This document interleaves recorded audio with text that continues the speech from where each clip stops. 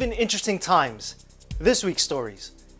In Virginia, aid to humanity brightens a Norfolk community.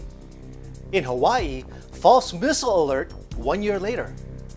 Rescue efforts are underway for an aging Scottish vessel in Honolulu. Moviegoers say EBC film Guerrero is very relatable. In New York, Guerrero inspires a family. In North Carolina, basketball stars mentor the next generation of players at the 4th Junior NBA Day. Plus, in Arizona, a must-have car emergency kit for winter travel.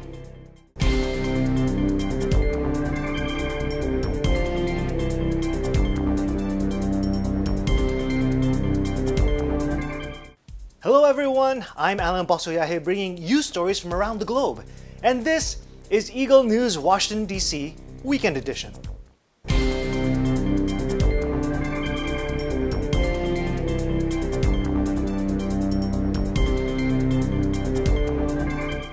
Reports say there are hundreds of homeless people in Norfolk, Virginia.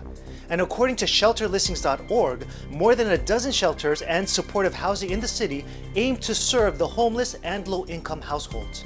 Despite efforts by the government and non-government organizations to help end the situation, homelessness is still prevalent not just in this mid-Atlantic city, but all over the nation. Hoping to bring a smile to the faces of those stuck in this situation or those who may be transitioning to better living conditions, the Aid to Humanity brightens this community in the Hampton Roads. Heather Canlis reports. Free medical checkups, free clothing, free food, and free entertainment. All these are happening today here at the Military Circle Mall in Norfolk, Virginia, where the Iglesia Ni Cristo is holding an Aid to Humanity event, reaching out to hundreds of residents. So far we have more than 400 people, guests, who have actually arrived. Not all of them registered, and we still have people coming in, availing of the services and goods that we provided. One of the reasons why we help the people here in Norfolk, Virginia is because this is a low-income community, a neighborhood that's seen its ups and downs. Some of them are unemployed right now. A lot of these people are from shelters and they don't have a place to stay. Some of them are actually homeless. And so providing for them, even just a little that we can give, goes a long way, especially when it comes to basic necessities such as food and clothing. Especially this time of the year here in Virginia, it's very cold. And so a lot of the clothing are winter clothing and jackets for our friends and guests. We are definitely a huge military town, and we saw it during the holidays where the sales were a little declined, where more people were not able to shop like they would normally shop. So it's definitely affecting Hampton Roads, and you can see it with sale declines. Oh, it's a major help. You know, with you not either. We have so many hundreds and hundreds of homeless people here, thousands. And for them to be able to come to this event and get those things and not have a lot of people who don't have health insurance, they're able to get the free medical screenings, that's amazing.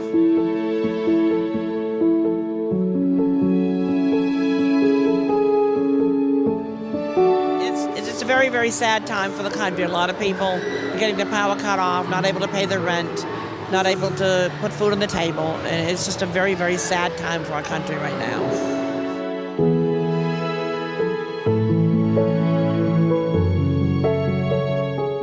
It'll help a lot of people have something to do, you know, look forward to doing something, you know. It's bad out here now, you know, the struggle is real. It brings people together for one, it feeds them, it gives them clothes. This time of the year it's pretty bad outside. So with guys like you bringing this to the community, it really helps out. It gives hope to people. It helps the community tremendously because, like I say, a lot of people don't have paychecks coming in. Anytime they can get food, clothes, especially when you have little ones involved, it's very beneficial. And I don't think the government looks at events like this like they should. Most definitely, anything that benefits the community benefits everybody in the long run.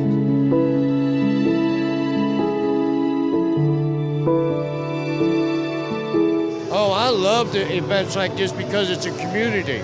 It brings everybody together. And I really believe we all need to join together. We need to stick together.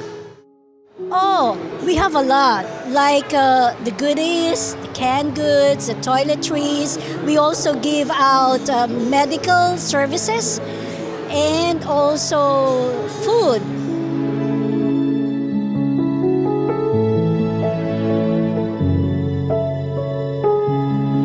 The Aid for Humanity activity that we are doing today, we are united with the entire church throughout the entire world.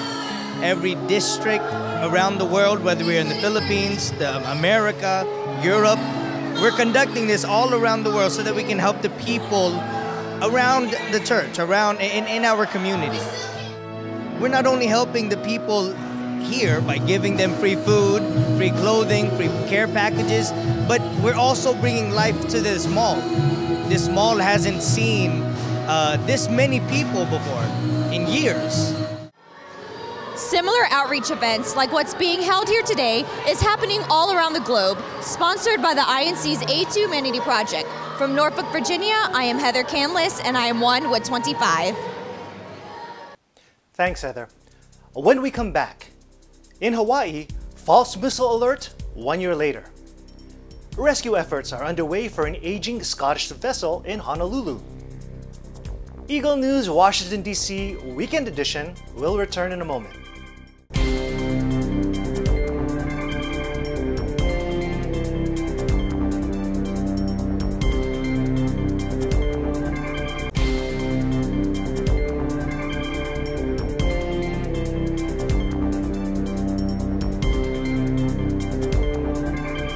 Welcome back. You are watching Eagle News Washington, D.C. Weekend Edition. Remember the nerve-wracking missile alert that shocked and scared not only those in Hawaii, but also the whole nation, and then finding out later that it was a false alarm? Well, it's been a year since that day, and Eagle News correspondent Mio Senas shares with us the terrifying experience. If this is true, then maybe this is a good way to go. Maybe this is the end of my life, and I'm in Hawaii and it's beautiful, and maybe I've accomplished enough. They're finishing breakfast, having coffee, and I couldn't believe this could be the end of the world. This is what I remember on January 13, 2018. We were supposed to pick up our mom at the airport that Saturday morning, until my dad told me and my brothers to hurry downstairs and hide in here.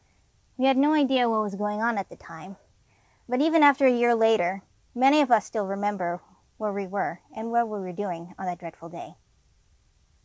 I was in Hawaii at this park, Makapu'u Lighthouse Trail, and we were there for a vacation for a friend's wedding, and a bunch of us decided to go on like a sunrise hike up that trail.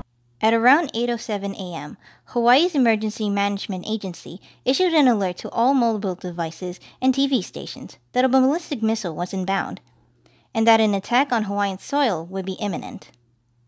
A bunch of cell phones were going off saying that, there was a ballistic missile that North Korea was going to send over to Hawaii. And it was multiple cell phones, and almost everyone on the trail got that alert.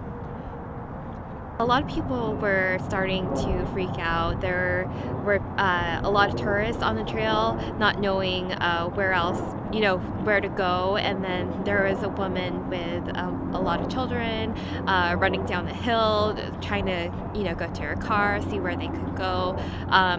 People around me started calling their families to see if they were okay, and tell them what to do if this is something that would happen. And a lot of people just sort of they were in a panic mode. While most people throughout the state immediately looked for a shelter to hide, there were some who were already skeptical about the warning. I said, there's something wrong with this picture. I don't think that we're under a major attack at this time. And how did the rest of 2018 go for them after this frightening experience? The rest of 2018, after realizing that moment when I thought I was going to die and I didn't, I learned to appreciate and be more thankful for everything that I have, and just, you know, live life to my fullest, because you never know what can happen at any time, anywhere. There are currently no tests for ballistic missile warnings until further notice. Reporting from Honolulu, Hawaii, I'm Mila Senas, 1 with 25. Still in Hawaii. For over 50 years, the Scottish vessel Falls of Clyde has been a landmark in Honolulu Harbor. However, due to safety and environmental concerns, the state of Hawaii has recently impounded the 140-year-old ship, ordering it to be relocated. Take a look. The importance of it in terms of maritime history, maritime culture, is that at present she is the last surviving iron-hulled, four-masted sailing ship, sailing oil. And in fact, under the U.S. National Historic Landmark category, she's the last remaining sailing oil tanker. On December 12, 1878, shipbuilders Russell and Company launched the Falls of Clyde in Scotland. Her service began with her voyage to Karachi in the Indian Ocean region. She would later sail to various ports around the world for the next 2 decades. At the turn of the century, 1898, she was in San Francisco and was for sale. Captain Matson was starting his fleet of ships for commerce between the West Coast and Hawaii, and he purchased the falls. She was one of what they call the Falls Line, ships built in Port Glasgow, Scotland, and all named after one of the falls, waterfalls in Scotland. She's the last remaining one of that series. As the Falls of Clyde sailed into the 20th century, her future was put into question as new technologies in transportation were introduced. About 1907, he decided that steam started taking over, and so he sold the falls to an oil company, petroleum company, Associated Petroleum, I think was the name of it. They are the ones that converted her to an oil tanker. Before she was just a cargo and limited passenger vessel. She was changed into an oil tanker, and her primary work there was to supply the sugar plantation, primarily on the Big Island, with fuel to run the plantations, and then they would take back molasses to the West Coast. The ship's career in Hawaii ended temporarily in the 1920s, when she was converted into a bunker vessel in Alaska. Her service there would last until the 1950s, where she was later moved to Seattle, Washington. With help from Hawaii's maritime community over the next several years, school children across the brand new Aloha State raised money to bring the Falls of Clyde back to Hawaii in 1963. After years of restoration, she was finally opened to the public as a museum in 1971. A predecessor organization, Friends of Falls of Clyde, were involved in building the Maritime Center at Pier 7, and the falls was a major attraction at the Maritime Center. In the late 80s, the Bishop Museum took over the ownership of the Maritime Center and the falls, and she was restored. And that was about the time in 1988, I believe it was, that she became a National Historic Landmark. Sadly, in 2007, the Falls of Clyde was closed to visitors because of safety concerns. An independent marine surveyor estimated that at least $24 million was needed to restore the ship, with another $1 million for annual maintenance, money which the state government said it cannot afford. McEwen thought the amount was exaggerated. The next 10-plus years would be challenging for McEwen and the non-profit organization, as they were repeatedly confronted by the state to fix the ship and leave the harbor, or face severe penalties. 2015 is when they basically gave us a month to, leave the harbor. And of course we couldn't do it. It was impossible. So that's when they impounded us.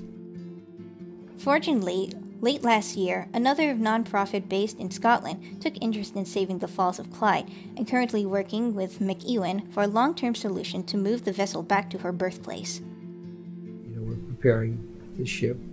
Everything that needs to go with the ship is getting on the ship, and we're just sort of keeping tabs with the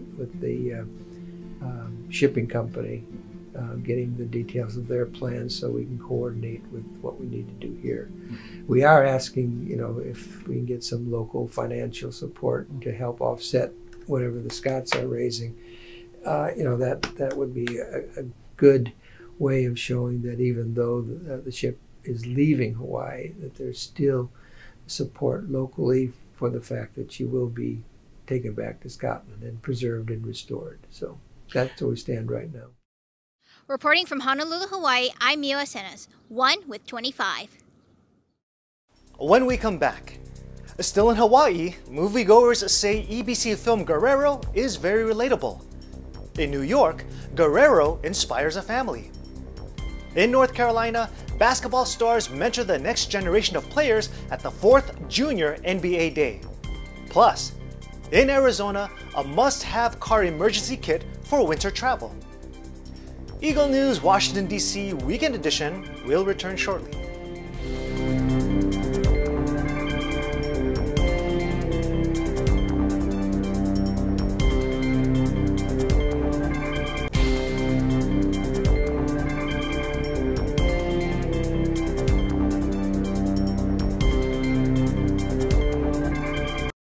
This is Eagle News, Washington, D.C. Weekend Edition. I'm Alan Basoyahe. The North America showings of EBC film Guerrero continue. In the island of Hawaii, moviegoers share how relatable the movie was to them. Mio Asenas reports. No matter how many times you fall down, you can always get back up. A good job casting crew, great movie. You gotta show the movie. There you go. Do you think people should watch it? How many times did you cry in the movie? 5 times. Yeah? After much anticipation, EBC's first full-length movie has finally arrived in the Aloha State. EBC's film Guerrero held its Hawaii premiere at the iconic Dole Cannery Theaters in Honolulu. Hundreds have gathered at the lobby to purchase tickets, get their photos taken in front of the giant movie poster, where they also had a chance to sign their names. Throughout the whole event, passers-by, even from other movies, expressed curiosity about the film, while some wished they could have seen Guerrero instead. EBC also took the opportunity to introduce Hawaii to its record label, E25 Records, by displaying and offering the debut album by famous Filipino hip-hop artist Rapido. Guerrero portrays the life of a young boxer from the Philippines who had to endure the blows and punches in life, both on and off the boxing ring. Directed by Carlo Artego Cuevas, the movie has already won multiple awards in the Philippines and overseas, including Best Editing of Foreign Language Film at the Madrid International Film Festival in 2018. Here are just a sample of reactions from the crowd after watching the film. It's funny, it made me laugh, it made me cry, it's a really good story, you should see it. It was a moving movie and I enjoyed it, but it was a little, I wanted to see the brother. And it's like a little sad for me because I lost my brother. Do you have like a favorite scene? The little boy. Which part? He was trying to fix up the brother with the girl. And that was funny. That was funny. That was the best part. I usually don't get excited about movies, but Guerrero is a must-see. We're waiting for the sequel. Kudos to EBC, to the cast and crew, the young man who is Miguel. He did very well. He's truly a movie star. Speaking of sequels, these moviegoers had some special requests, especially for the movie's director and EBC Films.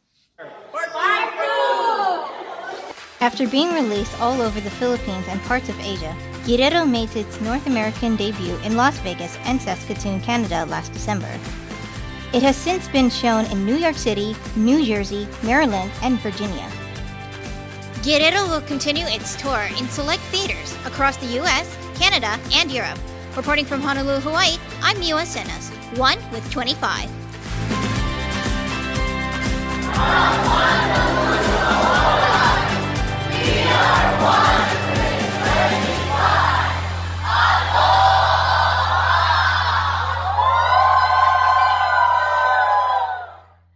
Thanks again, Mio. In New York City, a mom takes her young daughter to her very first movie. Let's hear how the film Guerrero made the occasion a memorable one for their family. Mark Maranon reports. Going to the movies is a great way to spend quality time with the family. As someone who enjoys watching films on the big screen, VANESSA RAMAC took advantage of the opportunity to attend a screening of the film Guerrero in New York City with her family. This was her daughter Mackenzie's first time going to a movie theater, and consequently the RAMAC's first trip to the movies as a family. You know, we both like action, comedy. Every once in a while I can get them to watch a drama with me, you know. If you came across somebody that said, oh, I didn't like movies, I think you would be lying, you know, and that's something, honestly, that we kind of look forward to as she gets older. VANESSA and her husband Aristotle understand the importance of taking every opportunity to teach their young daughter Christian values. Guerrero demonstrates these same spiritual values, so for the RAMACs, this was an ideal first film for Mackenzie. I mean, you could see from the very beginning and from the trailer, even when you saw the movie, that it's obviously a brotherly love movie in the sense of two siblings growing. At some point, it also shows the embodiment of having faith and strength in life and in values and things that God can give you as far as tests and obstacles and what you can do to get past those. Hopefully she'll get the idea of why we come to these as she gets older, and maybe hopefully remember, oh yeah, I came to that when I was younger, you know, and my parents were really strong and wanting to be able to enjoy these types of things, not just regular movies that we have, but something like this. It is VANESSA's desire to continue to raise her daughter in the proper Christian way, and through activities like the theatrical screening of Guerrero, she and her husband are given opportunities to do so while also bonding as a family. This is Mark Moranin reporting from Regal Cinemas in New York City, and I am 1 with 25. Thanks, Mark. Eagle News sports correspondent Norman Castro takes us to the 4th Junior NBA Day, where basketball stars mentor and inspire the next generation players. Norman. 1,500 boys and girls from the Charlotte-Mecklenburg Schools, Wilmington Boys and Girls Club, and Bridge 2 Sport gather for the 4th annual Junior NBA Day. Current and past NBA All-Stars will lead these kids in basketball clinics, which lead to stronger fundamentals in basketball, as well as core values of the game. Let's check out what the Junior NBA Day has in store for these young ladies and gentlemen. The 4th annual Junior NBA Day featured NBA stars Stephen and Seth Curry, Blake Griffin, and Kemba Walker. They taught the local youth passing, dribbling, shooting, and movement skills during the event.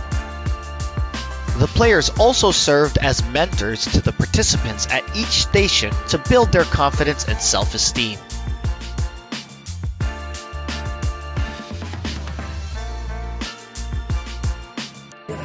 What's it like to give back to the community here in your hometown, doing this Junior NBA Day? Oh, it's special. Like, you know, it's always some of my favorite time in the summer to have camps and teach kids the game and have fun. So it's another form of that. Coming out, getting out of the community of Charlotte, seeing these kids going their way here, and just try to put a smile on their face, and we're all having fun. Out of all the 3 fundamentals, what would you recommend these kids learn first? I would say hard work first. That's the big thing. You can learn anything by continuing to work at it and having that determination. So as long as they're out there having fun and love the games and they'll continue to practice and get better. What would you say to the next Seth and Steph Curry that might be here? Do what you love. I think we love to play the game, so whenever we're practicing or working on it, that feels like a job.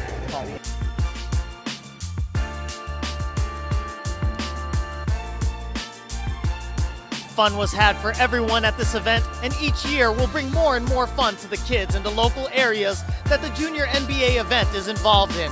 Reporting from Charlotte, North Carolina, I am Norman Castro, 1 with 25. Thank you, Norman. Winter season still lingers, and while it's still here, motorists must take extra precautions because icy roads and freezing temps are not very driver-friendly. To give us some tips on what we must have in our cars, especially this time of year, here's Eagle News correspondent C.Y. Membon. It's in my glove! Winter snows bring breathtaking views and landscapes that spark peace and fond memories in most of us. However, it also brings safety concerns.